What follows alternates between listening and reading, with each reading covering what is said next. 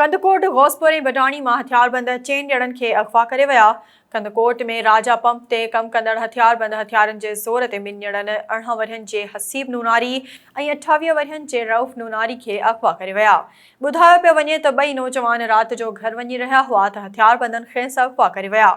गौसपुर के ॻोठ सईद अहमद बिजाराणी में 6 हथियारबंद सूफ़ी अब्दुल रशीद ओगाही की ज़मीन ते कहा करे कमरे अंदर सुतल चौकीदार सरदार निंदवाणी के अगवा करे कच्चे तरफ़ फरार थी विया। राब्तो करण ते सूफ़ी रशीद ओगाही एसएस न्यूज़ के बुधायो त फजर महल चौकीदार के चांहि ॾियण वियासीं त हू मौजूद न हुयो। संदसि ट्रॉल ऐं चप्पल वाके वारे हंध ते मौजूद हुआ ऐं उते मुख़्तलिफ़ माण्हुनि जे पेरनि जा निशान हुआ, जंहिंमां अंदाज़ो थी रहियो हो त हथियारबंद खेसि अगवा करे विया आहिनि।